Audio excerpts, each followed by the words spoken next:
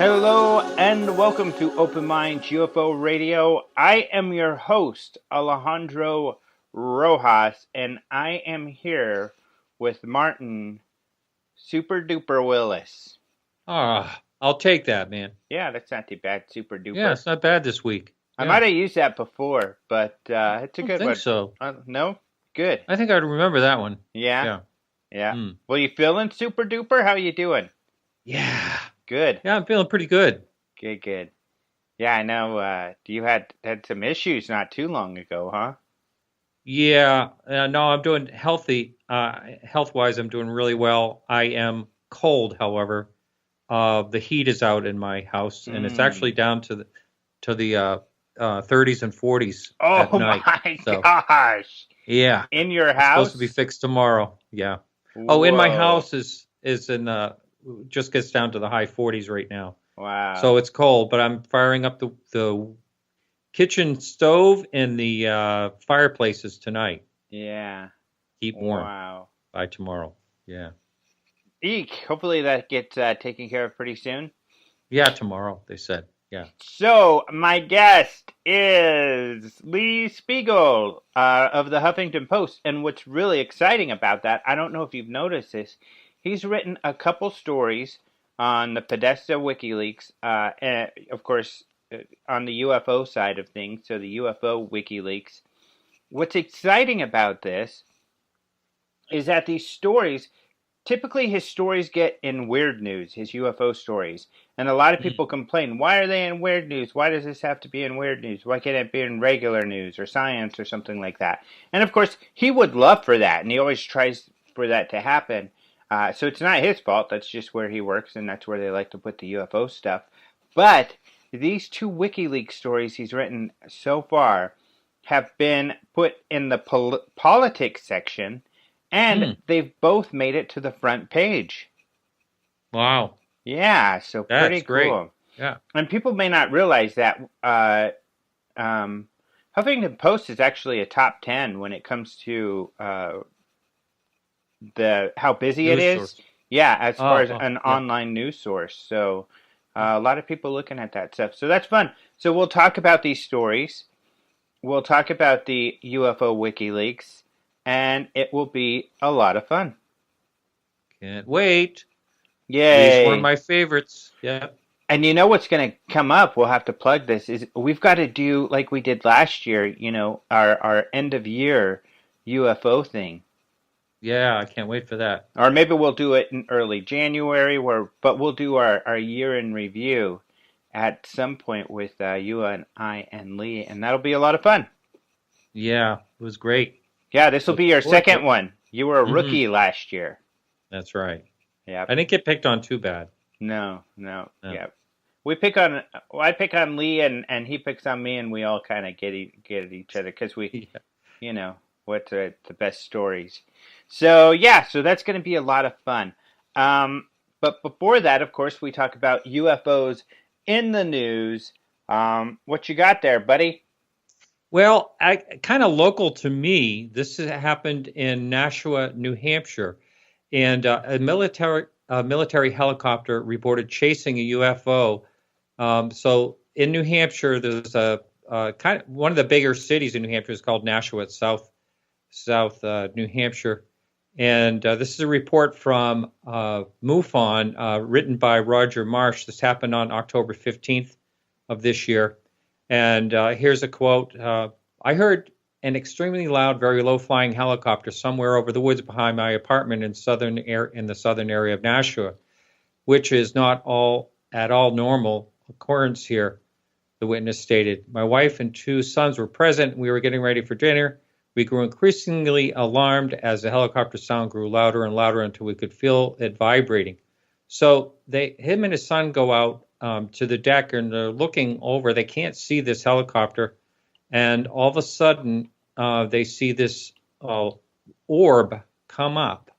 It was a reddish orange, like light, and it breaks over the tree line and it heads south and it goes in a straight line, perpendicular across their view over the house line, the housetops, and it's and so it didn't change course, it didn't wobble, and then the military looking helicopter came up out of the woods and started chasing it, or it appeared that it was chasing it. And they couldn't see any visible markings on the helicopter, to be sure, but a couple of things. This is very similar to an incident that happened in Nashua, the same town, in 2014, except that that craft that was being chased was more like a triangular. And if you Google that, you can see that that happened, like I said, back in 2014. And so that, to me, is very interesting. Anytime a helicopter is chasing something like that, particularly because you don't really hear anyone ever talk about it. And if it is military and they're ordered not to speak about it, I can understand. But you would think eventually more people will come out with that. And you do hear a lot of talk about either jets or helicopters chasing these, whatever they are. Yeah, yeah, you do. And there is actually, I haven't written about this or anything, but there is a WikiLeaks that just came out, I think today even. I was reading earlier where an author who wrote a book about some military thing, but he had written John Podesta and Leslie Kean, or at least in regard to her book, because John Podesta does the foreword, and he was a military guy, and he was saying, he was hanging around with these military guys when he wrote his book, and that they had some UFO stories. So it seemed like, they were having these occurrences. But he sounded like they're just as baffled as anyone else. They catch them on radar Mm-hmm. and stuff, and they're like, "Yeah, I don't know what the hell that was," and they just call them a fast walker or a UFO, and that's it. They just tell stories like the rest of us. So that was kind of cool. Yeah. In fact, the story I was going to talk about is a military case. Ah, um, before you do that, Yeah. just one of the things I'm thinking of. So when they see them on radar and they're chasing them, what would happen if they caught them? I What would know they do? that's a great question. I mean, we have a lot of stories about the jets chasing and not catching them. So, for Yeah. instance, in Blue Book, there's many of these cases. Of course, the 1952 Washington D.C. incident may be the most famous, where the pilots even said we tried to vector in on them, but they disappeared every time we got close. So you never hear about them catching up. There is a case, a real famous one, in I think it was Chile, and I'm pretty sure it's Chile or Argentina. It's a South American country, and I can't remember right now. I'm blanking on exactly where. It was in my talk at MUFON Symposium, but because it influenced them starting up a. But this jet chased one of the objects, and he was like, I was hitting that thing. That thing, my bullets were going into the object that would have shredded a truck, but it seemed to have no effect on this object. Mm. Like they were bouncing off or they were going through. But that's the closest I can recall or have heard. So maybe when or if they've ever caught up with them, maybe they never have. But if they have, maybe those cases are just a little more sensitive, and so we don't hear about them. I wonder if when they're sent out if they're just sent out for observation only, initially. Who knows? I mean, people make an argument that the first thing that will probably do is send out probes, just like we're doing to Mars. We've got all kinds of Hmm. probes and robots on Mars That's what we would do. Even if we had a technology to send something really far, it would most likely be a probe, a satellite Right. to check something out.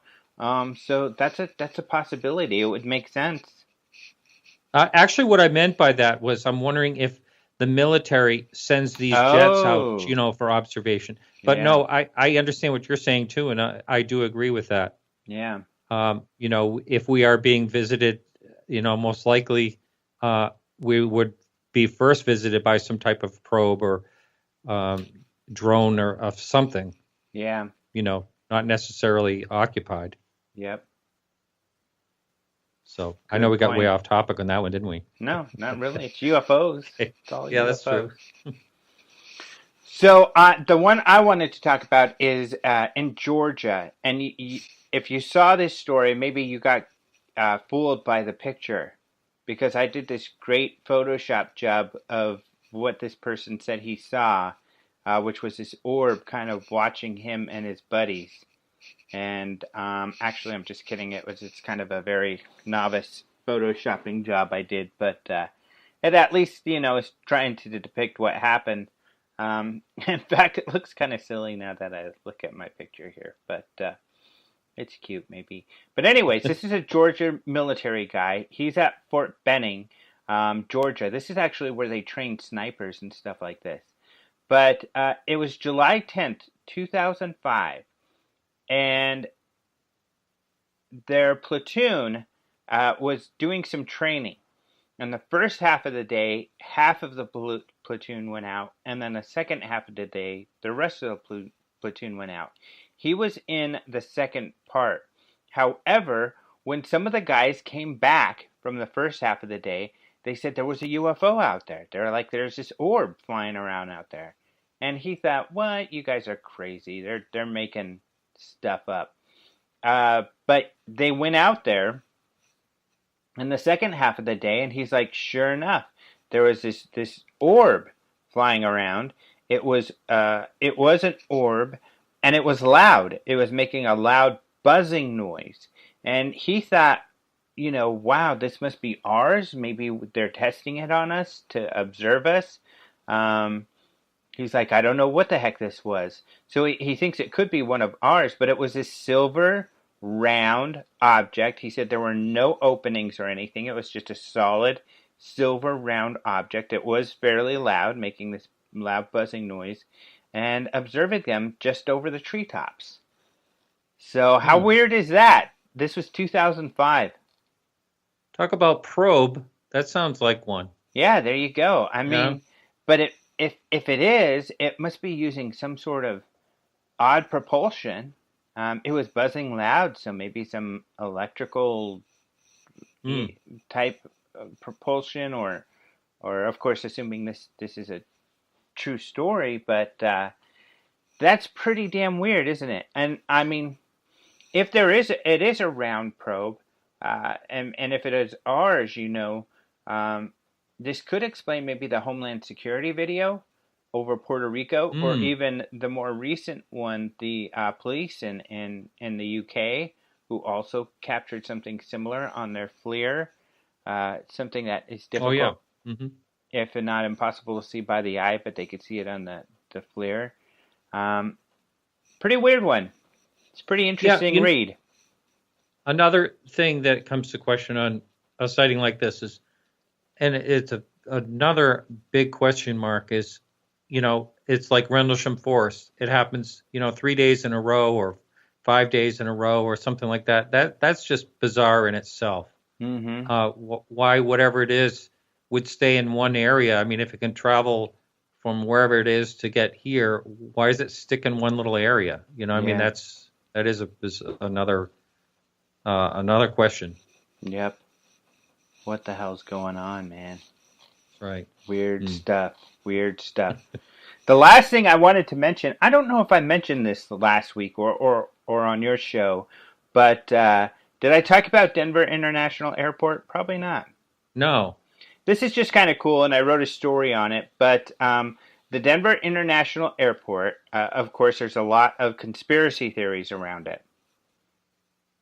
I used to live in Denver, especially during the time of all these conspiracy pictures. I've got pictures of all the things that people say are strange and blah blah blah. But uh, you know, having been in the area and watched it, they've all pretty much been debunked. So, but Hmm. what's interesting about this is that the airport itself has adopted these conspiracy theories, and they've kind of embraced them and have used them for marketing.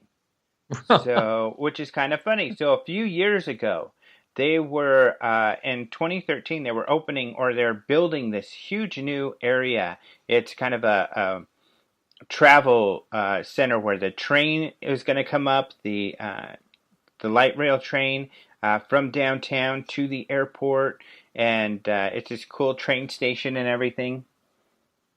And at the midway point of having this done in October of 2013, just a couple of years ago, they had a big party there to celebrate this midway point, and the party was conspiracy and alien themed.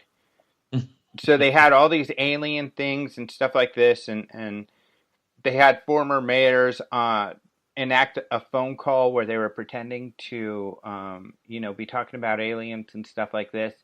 So in fact, Fife Symington? No, no, this is in Denver. So I five know. I'm star, just kidding. yeah, yeah. Yeah. But I wrote about it, and then the PR people from the DIA sent me a video on it too that said, "Hey, you can put this in your story." So I did. Well, just this, I don't know when, but my cousin Jason actually sent this to me. That's how I found out.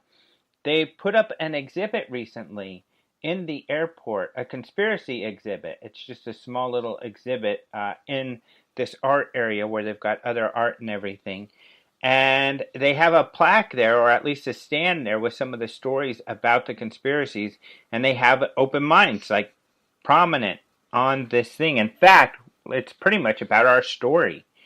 Ah, Um, wow, that's great. yeah, pretty cool. And then they also included the UFO Chronicles. They wrote about it too. They probably just reposted our story, which is great. They've linked back to us, and we love UFO Chronicles.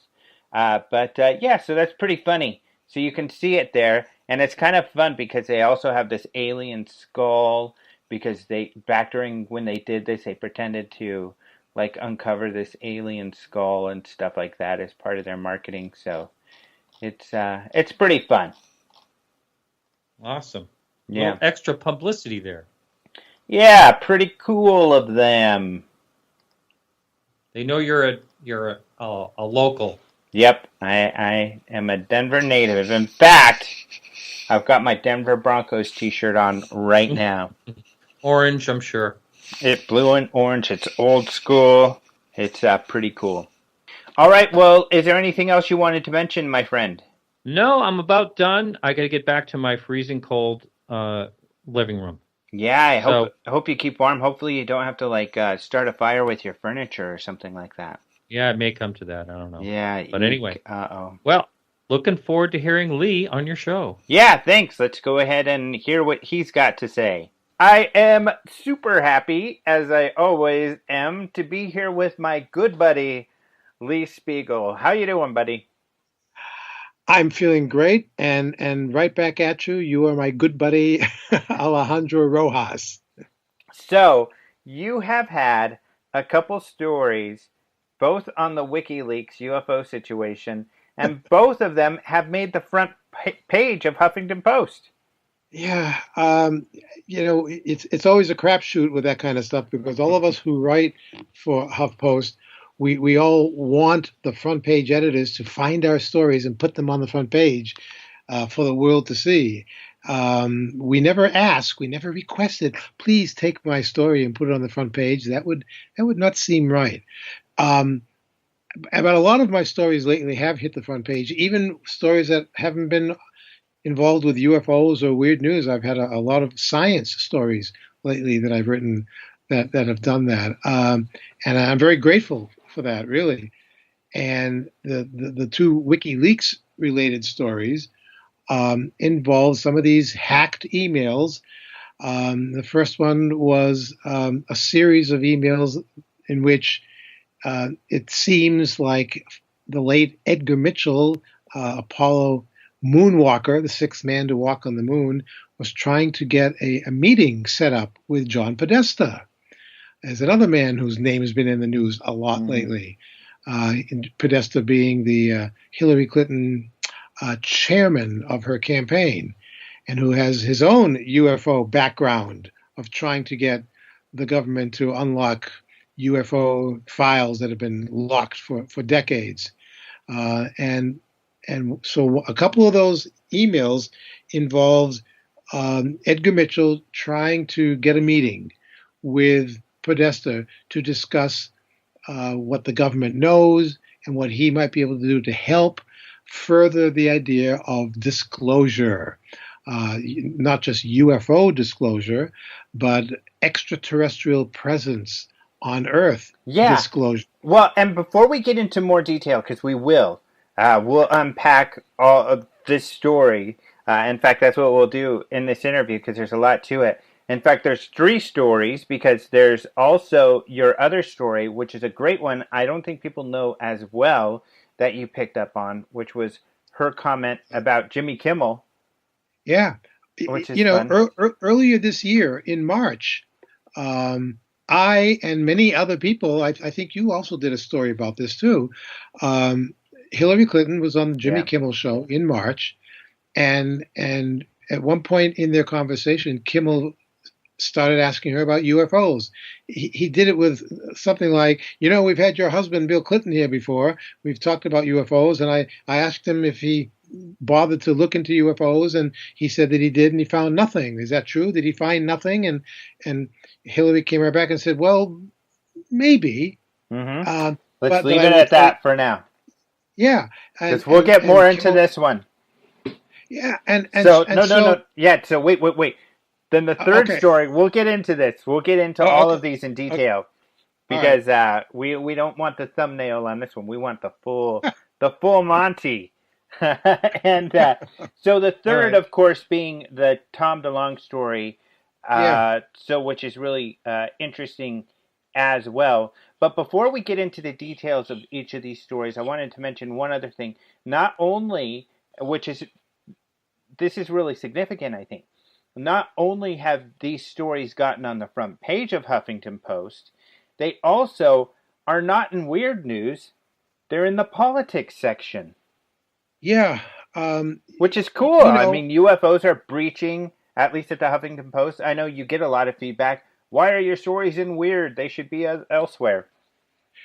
For the longest time, people had complained to me, why are your UFO stories in weird? Don't you have a UFO section? And no, we didn't really have a UFO section, and I always had to kind of express why I thought that it belonged in weird, because if I didn't have any UFO stories in weird, I'd have them nowhere. Mm-hmm. And so I've been lucky to try to find some kind of angles and spins on some of these stories so that they might be welcomed into the politics section and into the science section.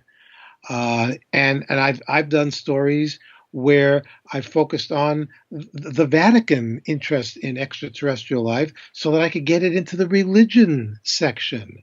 I mean, it's okay for my stories to be in weird, but my attitude is enough is enough. It's not just weird. These stories belong in other places that gives the stories a little bit more credibility with the readers. Is this the first time, though, your UFO stories have breached weird? These got in politics, but have you got a UFO? I don't think, because I know how science is at Huffington Post. Yeah. Have they done a UFO? I know they do ET stuff with like Shostak, and you've written on astrobiology, but has UFOs? Have you been able to get them in science or elsewhere? Yes. I mean, one of the things about being on staff as a writer with HuffPost is that when I know that I'm going to be writing a story about something, And if it has anything to do with UFOs or the search for extraterrestrial intelligence, like the SETI Institute, what I will do ahead of time is I'll go to my friends in the science section and say, I'm working on this story.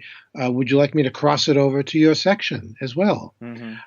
And I'll explain to them why I think it would work well for them, and they'll generally say yes, which means that what they're saying to me is, when your story is published, we'll put it up on our page. Cool. And so I've tried to stay on top of that. I've tried to be aware that my stories can find a home on places other than weird, because if I have a story, lots of my stories lately have been on weird and science and politics. Well, if I want to send that story to someone out there in the world and say, look at my recent story about so and so in the politics section, I won't even tell them that it was in the weird section. And it's not like I'm embarrassed that it's in weird, but I want people to know that this whole thing that you and I write about and we research all the time, it's not just weird.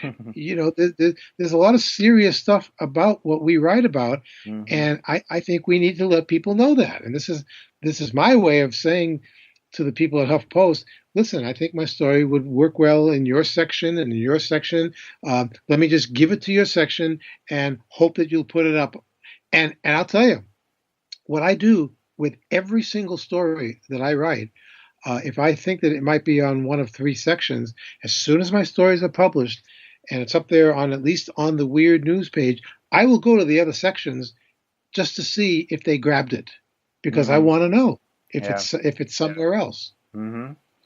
So let's get into these particular stories now. Okay. And let's tackle the smallest one first, because it just has to do with one email. But I think this story is great. I think all of these are great. But this being the Jimmy Kimmel one. So you were explaining how Hillary was on Jimmy Kimmel in March. But that this email actually had to do with an appearance she had last year. Which I didn't know about. Yeah. But it gave us insight into that appearance last time. Very interesting insight. So go ahead and explain this. Sorry. It helps to talk first about the March. Okay. She was very anxious to answer any of Jimmy Kimmel's questions about UFOs. She was almost too anxious to talk about unidentified. Surprisingly. Yeah, and she said that, my husband couldn't come up with the information, but I will. When I'm elected president, I'm going to do whatever I can to make sure that the classified files on UFOs will be released to the public, unless, of course, here's that caveat, unless they have something to do with national security. Well, I'm sitting there watching the show, and I'm yelling at the TV screen, Hillary, every credible UFO story has something to do with national security. Yeah. Right. No matter how you spin it. But in this exchange with Kimmel, she said, Jimmy, there's a new name, and it's called, the way she said it was, unexplained aerial phenomenon. And I'm thinking, no, that's not right, Hillary. And then she said, and it's UAP, and she says that's the new nomenclature. Mm-hmm. And Jimmy said, I'm not sure I like that. I'd rather just keep calling them UFOs. And Hillary said, well, we can interchange them, back and forth. And at that point, I said, is Jimmy going to ask her a question like, how do you know about this thing called UAP, Madam Secretary? And he didn't. He didn't follow up at all. I was sitting in my living room. I'm asking her the questions. Hillary, tell us how you know this. How do you know this? Why did you mangle what UAP stands for? And they didn't go much further than that. So, okay, fine. So she tried to get the concept of UAPs out. And the public didn't know where she came up with that term. She didn't say that many scientists have been using that term since the late 1990s. since Dr. Richard Haynes, former NASA research scientist, came up with this phrase, and the actual phrase was unidentified aerial phenomena. Mm-hmm. That's the actual phrase that talks about or describes in the aviation world what airline pilots come up against. Mm-hmm. And they And you started, mentioned Richard Haynes, who is a founder and works with NARCAP. yeah. Um, and we're going to have Ted Rowe at the UFO Congress this year, who Oh, also good. works with NARCAP. And, we know that Ted Rowe and Richard Haynes met with John Podesta and told him this, and that's how John Podesta knows about UAPs, and thus it got to Hillary. But we know more now on Well, top of yeah. that. Yeah, because obviously throughout this year, both Hillary and John Podesta have told reporters that they've been talking about UFOs and that Podesta has urged her and convinced her that she needs to make this information available. So obviously, all this information that she thinks she's putting out there to the public to sound like she knows what she's talking about came mostly from John Podesta. Mm-hmm. But I was curious about how she found out about the whole UAP thing, and I didn't think anything more of it until last week, when this other little teeny weeny WikiLeaks email comes up, and the subject line, even a subject line, was mangled. I don't know if it was mangled by Podesta or someone else, but it basically it said, "How as Jimmy Kimmel." And I thought, I didn't notice that. yeah, there's How no W. was, I Or think, yeah. should have been how was. And I thought, well, what does that mean? And you go to read, just in the first paragraph, you realize that last November 2015, Hillary Clinton was on the Jimmy Kimmel show, and she was talking about a variety of things that deal with issues that the country is really involved with, and climate change and things that are important. And and the interview lasted just a couple of minutes, and apparently that was it. I mean, I actually went back into YouTube and I watched the interview from last November, and there was nothing mentioned about UFOs. And the WikiLeaks memo that we're talking about, the email, was apparently instigated by Podesta to Christina Shacky, I believe is her name. Christina is the deputy communications director for Hillary Clinton, and Podesta was writing to her saying, "How is Jimmy Kimmel?" He's basically saying, "How did she do on Jimmy Kimmel's show last night?"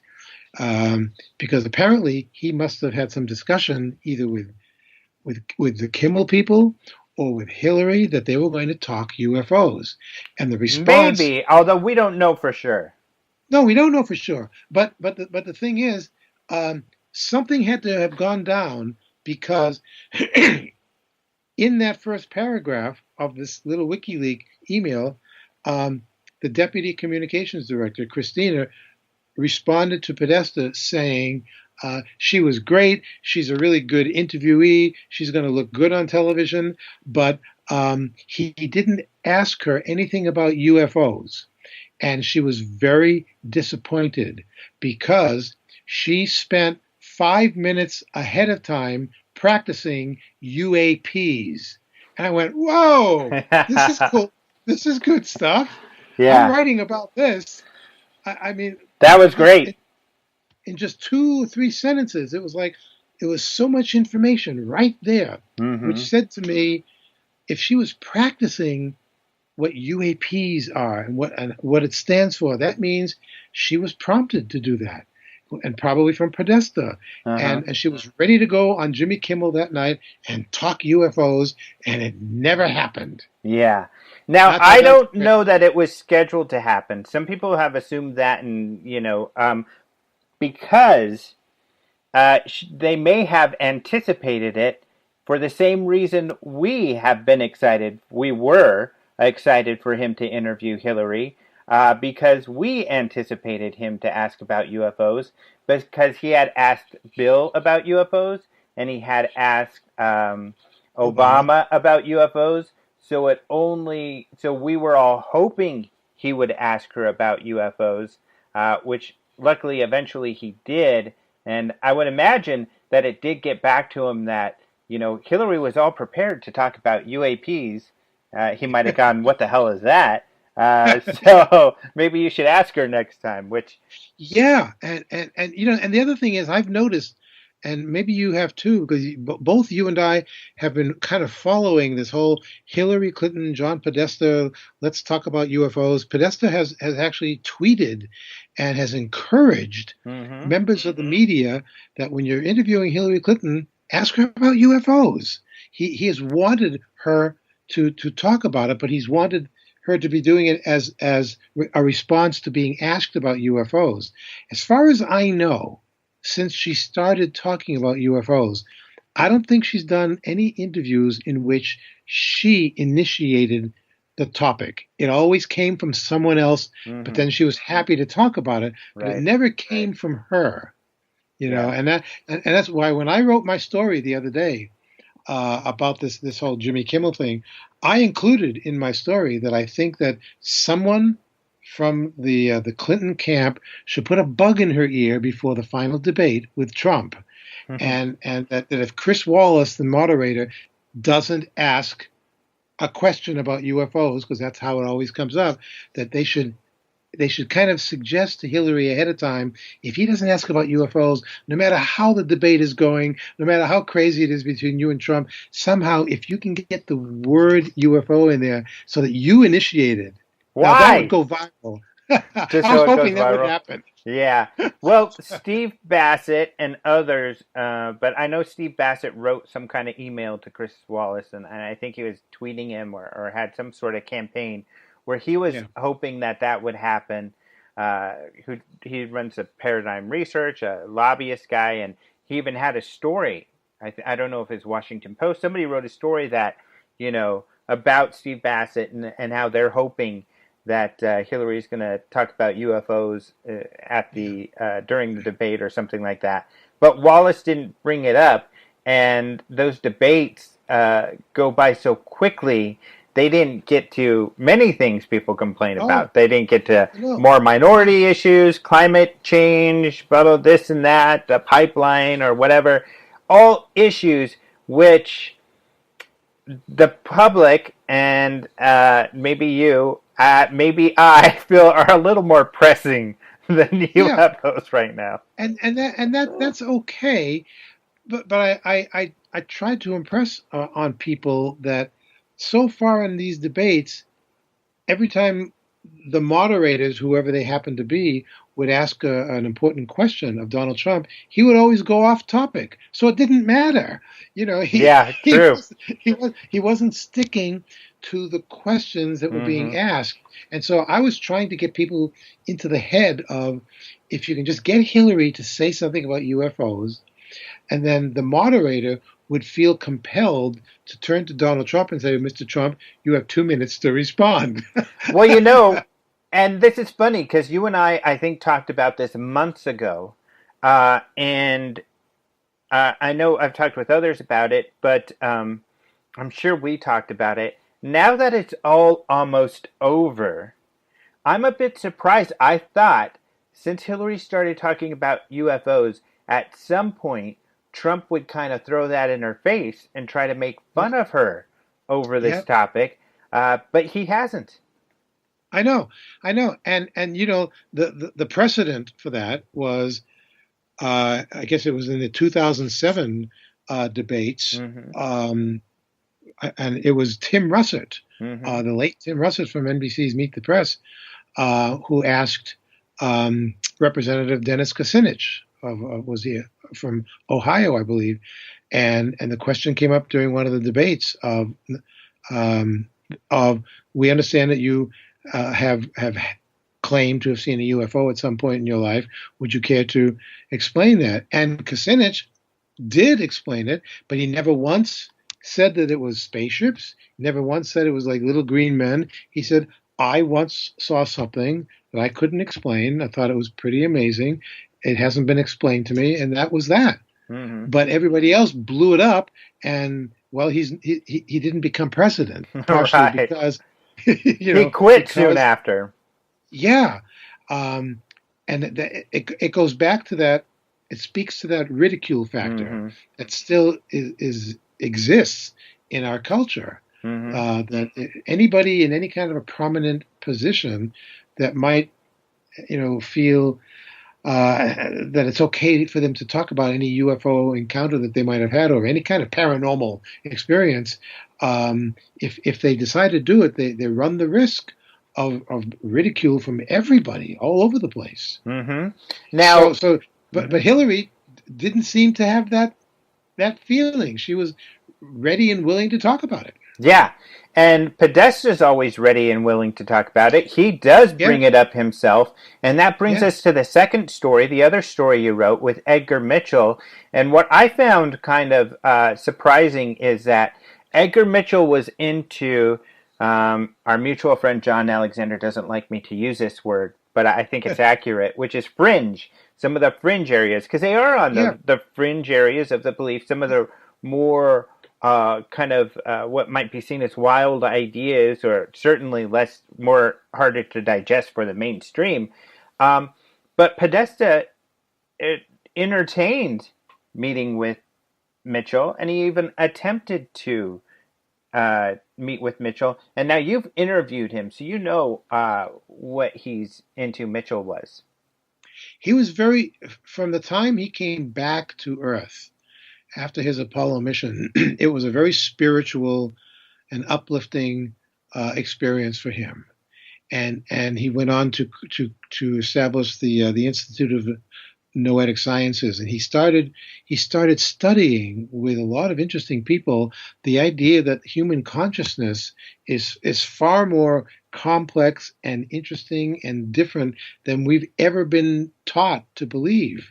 And he came under a lot of criticism for trying to get this kind of information out to the public. And he believed all these things until he died, and he was very very interested in talking to Podesta because he believed through his contacts with other people that extraterrestrials are here. They've been here for a long time. They're not just here to visit us. It's not like they're out on a cruise and let's go check out the third planet from the sun. Uh, that he believed that there were some violent and some non-violent ETs that were here, and that they wanted to help mankind. But we've heard stories like that a lot Mm-hmm. over the years from people with far fewer credentials than a guy like Edgar Mitchell. Mm-hmm. That's why I kept coming back to doing stories about him, because he wasn't off his rocker. He was really very highly regarded as a scientist and as a military pilot, and he walked on the moon. And when he just, this was the guy. He was one of those. He wasn't one of the original astronauts who had the right stuff, but damn, he had the right stuff on so many other levels that a lot of the earlier astronauts never even dreamed of talking about. He Mm-hmm. was he was trying to help humans unlock the mysteries of the human mind. What could be wrong with that? You Mm-hmm. know? Yeah, and so you can't blame Podesta for wanting to meet him just because of who he is and Yeah. wanting to meet with him. I don't know if you saw this email. I'm sure you probably did. It came out later, I think, after your story, where Edgar Mitchell had, and of course, none of these emails actually were written by Mitchell, but they were written by Right. colleagues. Um, Right. some of them written by Rebecca Hardcastle, who you Hmm. talked about, and she's in there. But she has written a blog about this. But where they said, we would also like to meet with the president. And there was a Right. response, and the response said, well, why don't we meet with Podesta first before we take Yeah. this to the president? I read it more along, well, hold on there. We'll talk to Podesta first and then go from there. But of course, some Yeah. of the people have read it that Podesta was definitely going to take this to the president, because the president is in charge of all the UFO stuff. I don't know that I go that far. We don't know that he meant that at all. But I have felt for years that because of Podesta's position, first in the White House when he was Bill Clinton's chief of staff, and then for a year he was Barack Obama's special consultant or advisor, and then when that ended, and he immediately became Hillary Clinton's campaign chairman, he had the ear of all of these people.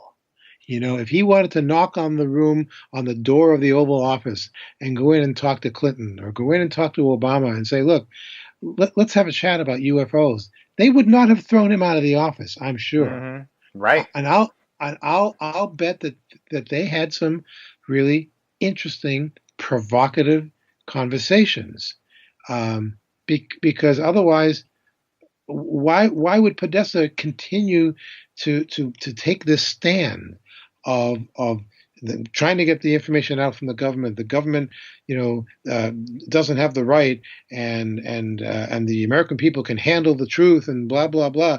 I have to know that, or I have to feel that he said these things to these presidents because he was a trusted member of the White House staff in a high position. Of course, he must have had conversations with them. It sounds like you are dying to interview Podesta and ask him these questions. I have sent him a few emails. Haven't heard back from him. He's a very busy man, and you know what? I like to say to myself to make me feel better, hey, I'm a busy guy too.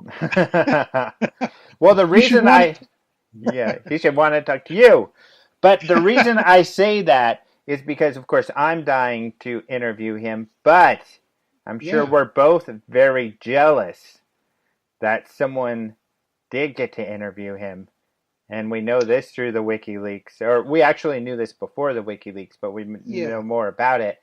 But Tom DeLonge, Mr. Blink 182 rock star, got to interview him. This interview's recorded. Hopefully it'll come out. But this will be his first interview, really, where, KLAS, actually it was an affiliate of theirs, asked Podesta a couple UFO questions, but it was very short.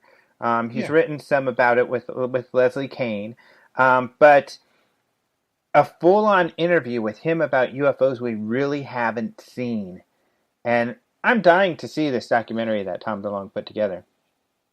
I'm really anxious to see the documentary too, and above and beyond Podesta's involvement with it because of other people, military people that are going to be in the documentary. But I'll tell you, I would be really surprised if any conversation that Tom DeLonge had with Podesta included Podesta opening up with amazing information of what he knows about the truth about UFOs. I doubt that has happened. I think you're right. He's very tight-lipped. Even with the Las Vegas, was it a paper or a radio station? I think it was a business section of Las Vegas paper or something like that that asked the questions. But although this guy's a friend of George Knapp, do you remember this about 9 months ago or something?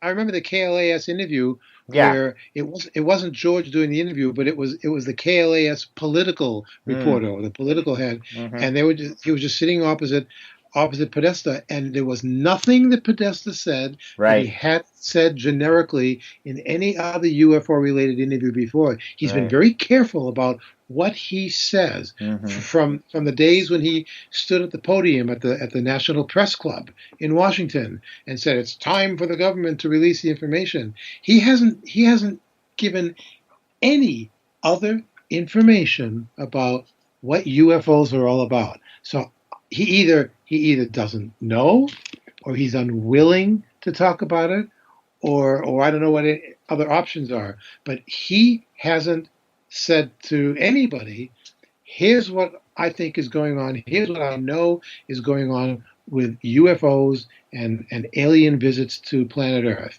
I'm going to tell you right now, you can believe me because it's coming from me. There's been nothing like that from anybody. And, And that's what I love about these Tom DeLonge WikiLeaks, is that we now have at least an insight into what lengths he would go to.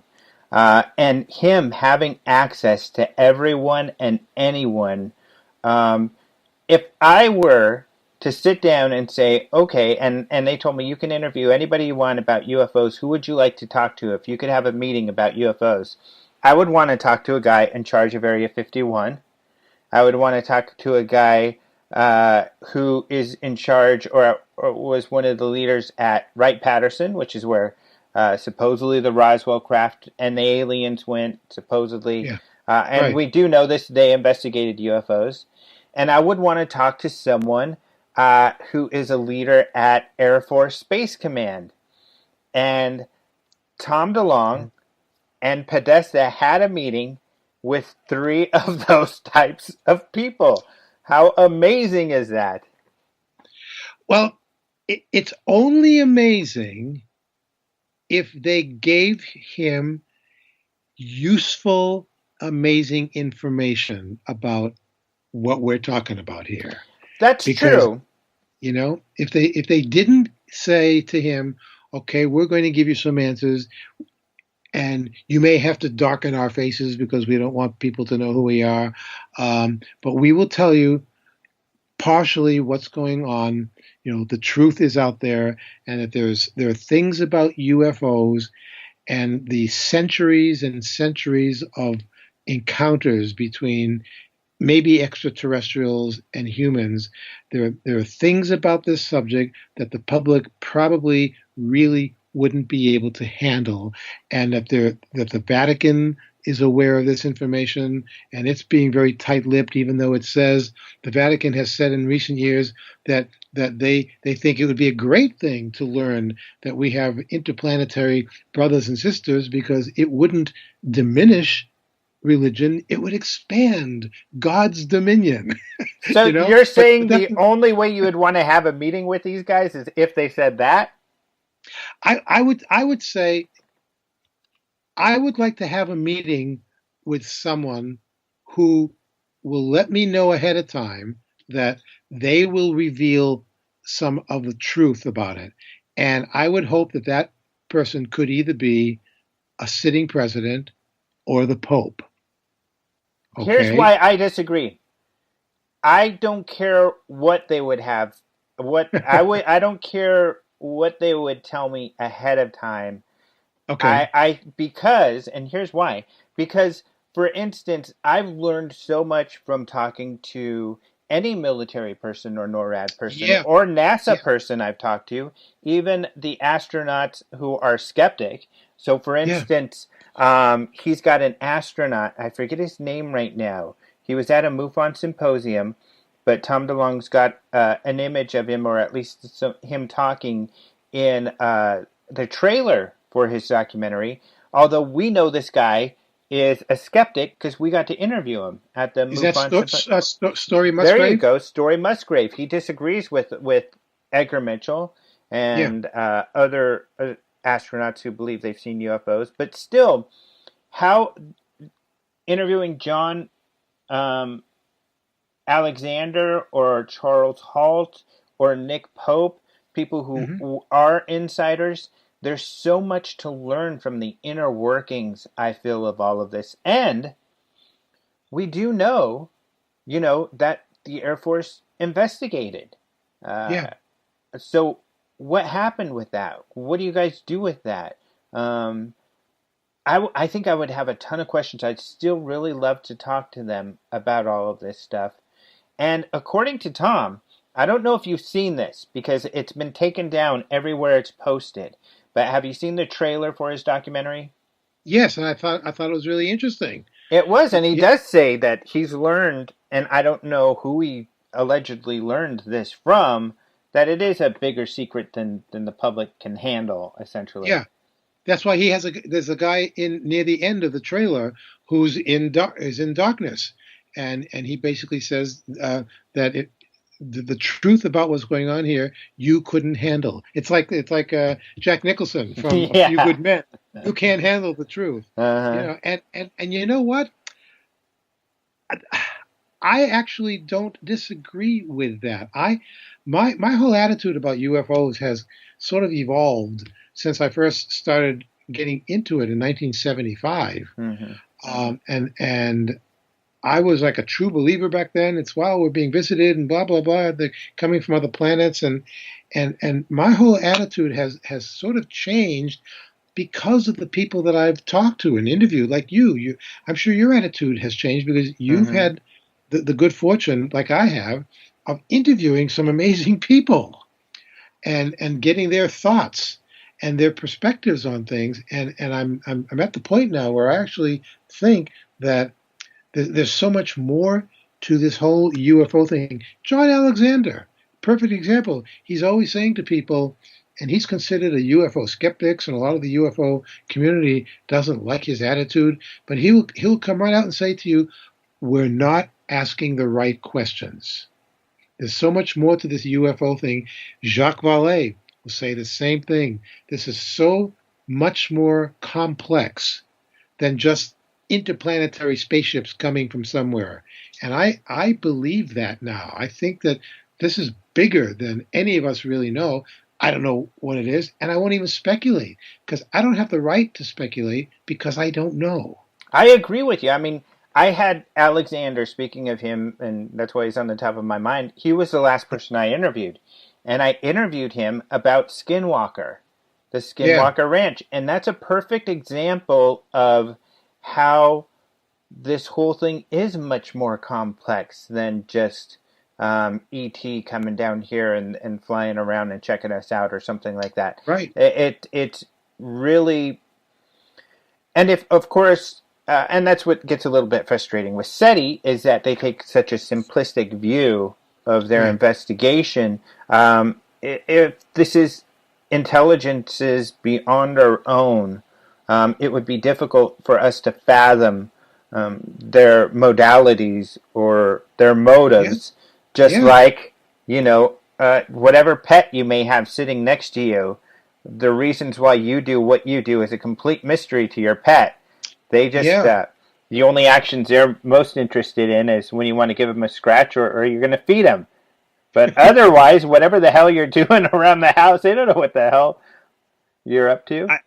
I, I know, and that makes me think of that now famous chapter 33 from Introductory Space Science, the Air Force Academy Mm-hmm. science book from the 1960s, in which and it was written by military personnel, and it was for the only for the eyes of Air Force cadets in Colorado Springs, and this chapter, a very extensive chapter, set out to explain to the cadets the current thinking at that point in the late 60s of what UFOs were. And they went through every possibility.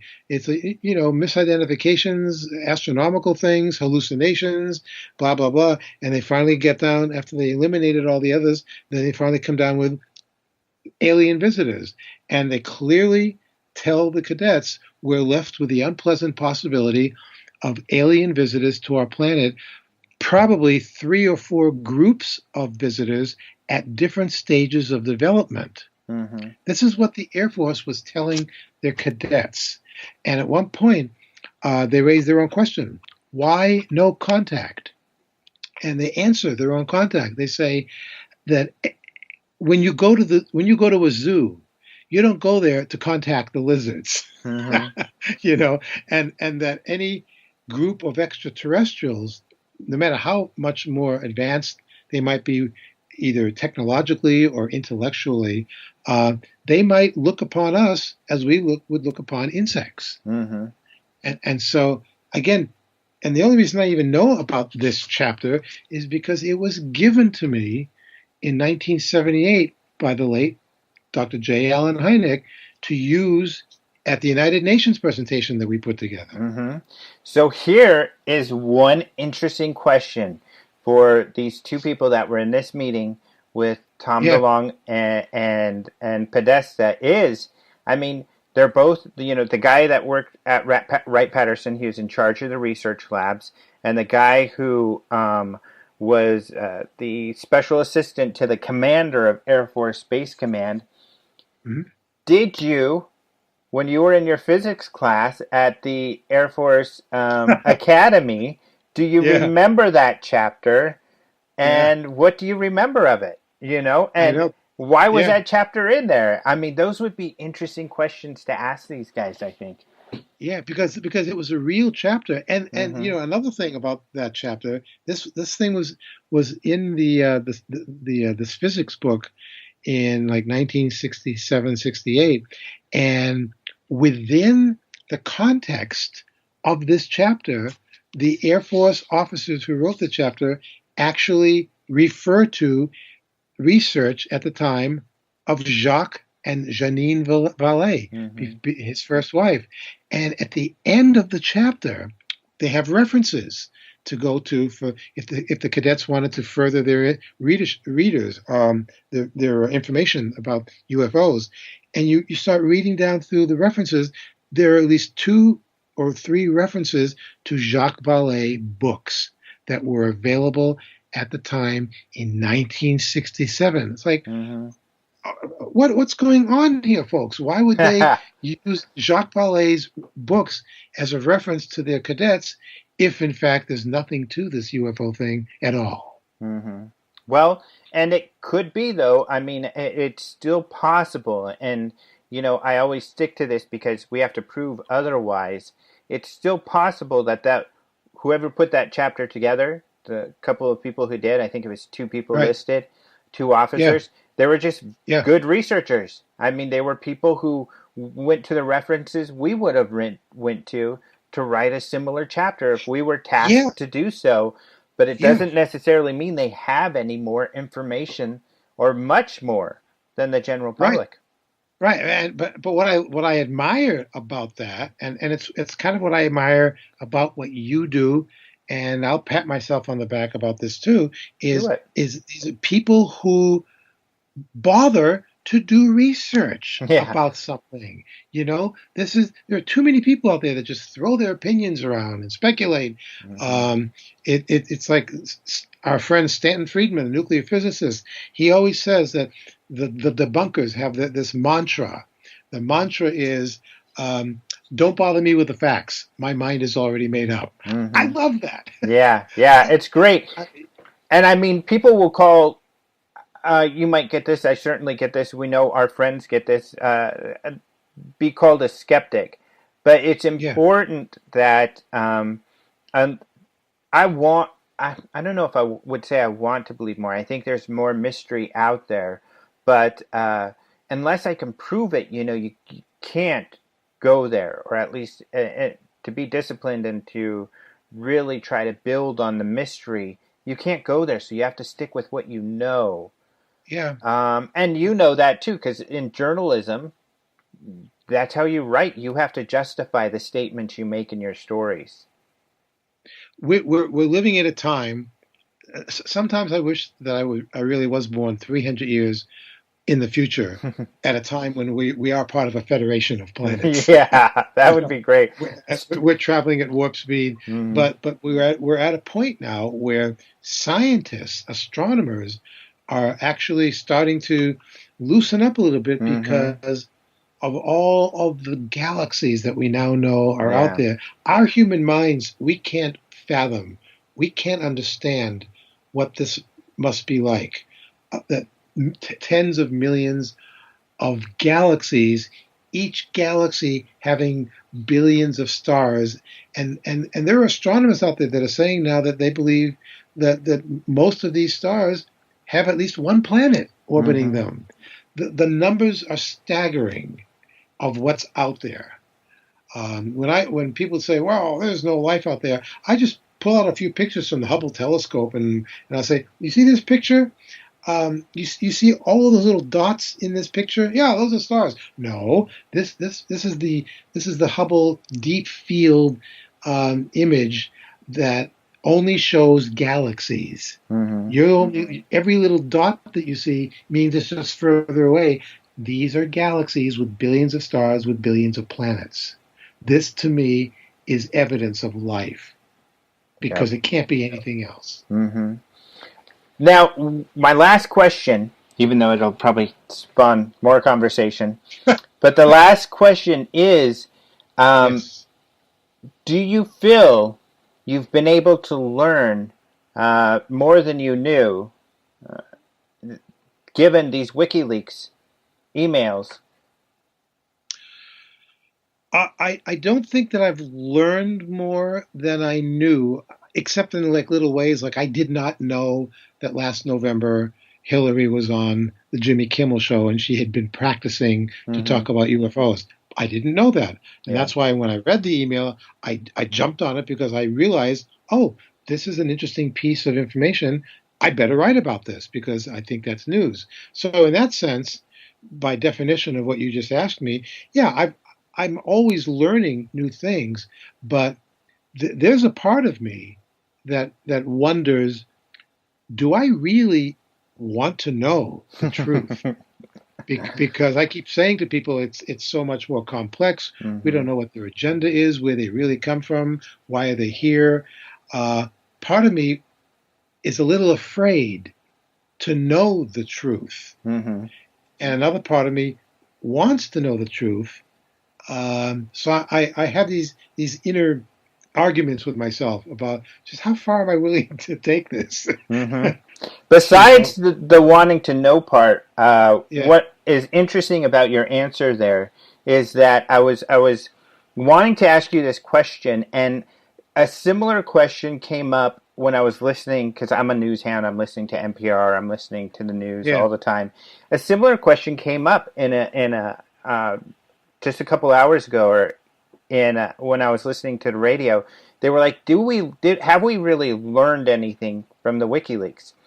And their answer, I think, was similar to what you said and applies in that not really. It's that we knew the story. We didn't know all these fine, minute details and everything, yeah, but we knew the story, and this is kind of just telling us what we already knew, but giving us almost these uncomfortable, voyeuristic type of insight into this. And the same is true. We know a little more. For instance, Jimmy Kimmel, Hillary being prepared. Uh, I have a lot more respect personally, actually, because I was a little skeptical of Tom DeLonge and who his sources really were. So I'm yeah, really floored, and I think it's really cool that he's done such great work to find some great sources. So he's doing some good work to talk to the right people. But other than that, yeah, we already knew Podesta was really into all this stuff. Now we just have a little more kind of dressing to the story, but it's not like we know a whole lot more that's mind-boggling or anything. Um, Even though some people are out there speculating that some of this information may mean a lot more than I think we can read into it. Um, yeah. Well, even Podesta has said that he hasn't taken the time to go looking through all these WikiLeaks emails, so he can't verify if these are even accurate. mhm. You know, or if somebody in Right, the process of hacking them, they might have changed something or created new ones. right. And so, yeah, sure, that's always a possibility. I mean, some people might say, well, that's just a cop out. You know, he knows that they're authentic and he's just not willing to cop to it. Well, I don't know the answer to that. You know, I don't know how any other human being makes their own decisions about their actions. I only know about myself. I know how I decide to do or say something, and then I move forward with it. I can't speak for anybody else, and damn it, nobody can speak for anybody else. That's why all these skeptics and debunkers out there are claiming, well, this person said that, but they couldn't possibly mean that. No, Yeah. we don't know that. You Mhm. can't make pronouncements or proclamations like that because you don't know. It's like Mhm. I wanted to say to people, just take care of your own business. Know what you're going to say and stick by it, and let the chips fall where they may with other people. Because in the end, some truth is going to come out, and I'm just sorry that I don't think it's going to happen in my lifetime. But Mhm. I'll just have to wait to come back in another body, and maybe I'll be part of the Starfleet Federation Yeah, next time. that would be pretty cool. But you might be some kind of funny looking creature. Well, I already am that. from another planet or something. So great. Anything else you want to say about the WikiLeaks, the UFOs, or I, Podesta? I just would like people to not jump on things really fast. I mean, he's a perfect example. Perfect. In the last couple of weeks, I've received a couple of emails from a guy. I'm not going to mention his name, but he's kind of become um, a correspondent of mine, one of my readers, and he's always asking me about, Lee, what do you think of this, and what do you think of that, and why didn't this happen? Well, lately he has sent me some emails, basically saying, Lee, what's going on with Tom DeLonge? Why has he suddenly gone silent? And that'll be the end of this email. And then, like a couple of days later, when I haven't responded to him, he'll say, Lee, it's been like 10 days since we've heard anything from Tom DeLonge. What's going on with that? And I finally responded to him, and I said, look, I don't know what Tom DeLonge is thinking, what he's doing, who he's talking to. It's not my business. It's his business, what he does, the decisions that he makes in his life, and that's good enough for me. I don't have to go crazy wondering why haven't we heard from Tom DeLonge in 7 days. And so I suggest to you that you don't make yourself crazy. Live your life. Be open to possibilities and the wonder of new knowledge, but don't make yourself so crazy that it can give you ulcers. Because I think people are getting ulcers out of the anxiety of what's going on with UFOs. I mean, you and I, we haven't even touched upon, and we'll do this at some other point, on this whole other culture that's now called experiencers. This is like a huge thing, like it never was 10 years ago, of people who strongly believe they've had some kind of real contact with some entities from somewhere else. And it's a lot of people. It has grown into the subculture of UFOs in this country, and it's international now too. It's amazing to watch it, and I'm not saying that I doubt people, but I'm just saying, please, everybody, keep an open mind with the things that you say, with the things that you think, and read as much as you can.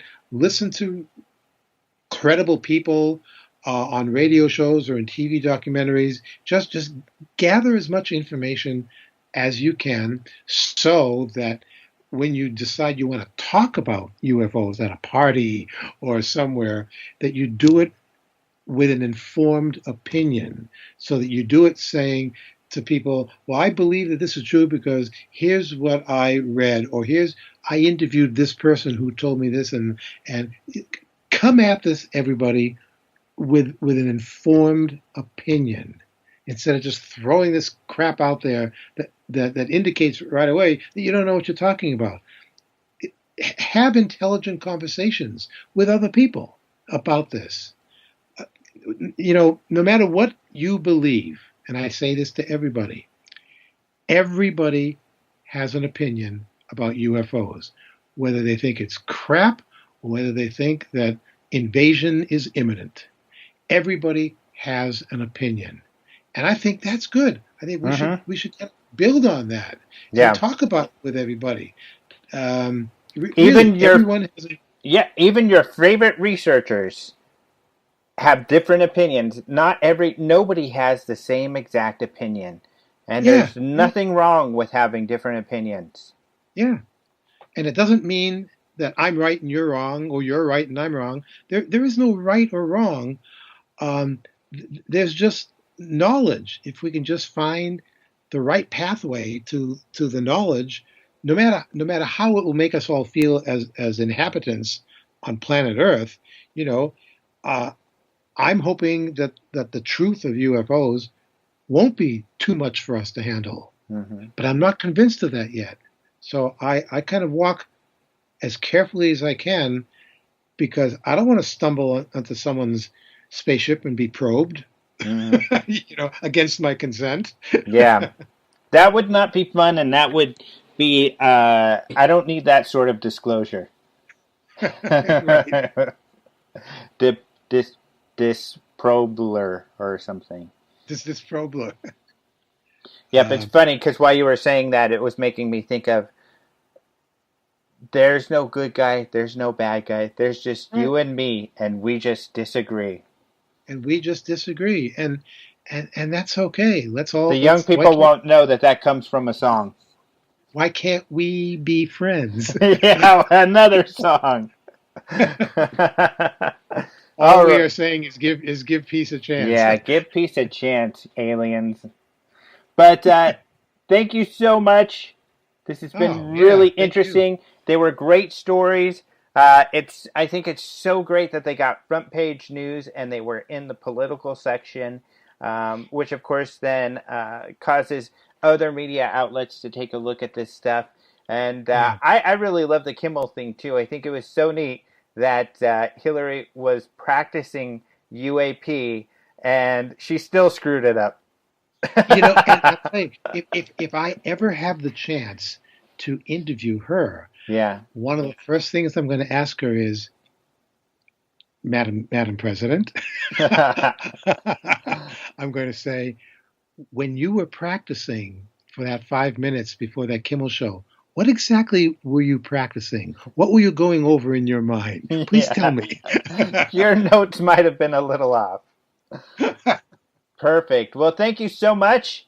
And of course, people could go to the Huffington Post to see more. And you can go to the search section and put Lee Spiegel, and your stories will come up. Well, and right back at you. I think if they go to the search section and write in Alejandro Rojas, they should find some cool stuff there too. They will get a couple stories there too, but not as many as yours. So, and nothing, no front page news either. So, well, you're a front page guy in my heart. Oh, well, thanks, buddy. Well, it was great talking to you. Thank you so much for being on the show again, and we'll be talking soon. I mean, it's coming upon time to do our end of year review. That's only a couple months away. I know, and the top stories of the year are already piling up. Exactly. All right, we'll talk to you soon. Okay. Thank you so much to Mr. Spiegel for joining us today to talk about the WikiLeaks. It's hard for me to say WikiLeaks without doing the wiki. So I apologize for that. However, I think this is all making for a really interesting story, and who knows, there may be more to come. But I hope you enjoyed today's show. Remember, you can always find Lee at Huffington Post. You just go to the Huffington Post and in the search put Lee Spiegel. You'll be able to find his stories. You could search UFO, or you could even just do Huffington Lee Spiegel. On Google, you could probably just do Lee Spiegel on Google and find his stuff too. He actually has a website, leespiegel.com, with a little more information, including information about his own incredible triangle UFO sighting. Cool stuff. Of course, we've interviewed him about that and many, many other things. So thank you so much to Lee for joining us on the show, and congratulations for your stories getting to the front page of Huffington Post. I mean, I know that's coveted. People are scrambling to get on the front page, and his UFO stories made it. So really cool. Not the first time his UFO stories have made it to the front page, but 2 in a row. That's probably the first time. So it's really cool. Otherwise, I want to thank, of course, Martin Willis for joining us in the morning with the news. Of course, join him on Podcast UFO, another podcast out there, another great one. And then also thank you to Caleb Hanks for the opening and close music. Remember, you can go to openminds.tv to find all of the news that Lee and Martin and I spoke about. You can also find information on watching videos. So we have a video portal where you can see all of the UFO lectures from scientists, from some of the top people in the field, from some very, very important people on our video portal at openminds.tv, and most of those videos come from the UFO Congress. So the International UFO Congress, which is coming up here again in February, we have almost all of the speakers listed. We only have 2 more to list, and we're just getting our paperwork and ducks in a row. We do know who these people are, but I'm not going to tell you. Nanny. You're going to have to wait. But of course, you guys are my coveted podcast listeners. Very VIPs to me. You're a VIP to me. I just thought that'd be cute because it rhymes. And so I usually give you the inside scoop. And I will, but not today. So soon I'll give you some more information. You'll be the first to hear it here on the Open Mind UFO podcast about who's coming up, but you're going to love it. So 2 more people to be listed soon. Otherwise, we have an incredible listing of cool speakers. Go to ufocongress.com to check that out. That's right, ufocongress.com. And you'll be able to see who we've got thus far. You'll be able to register. Right now, you can get early bird tickets, so you can get a discount. So go get your tickets ASAP. That's it. That's all I got to say. Except for thank you to you, the listener. Thank you all so much for joining me once again for Open Mind UFO.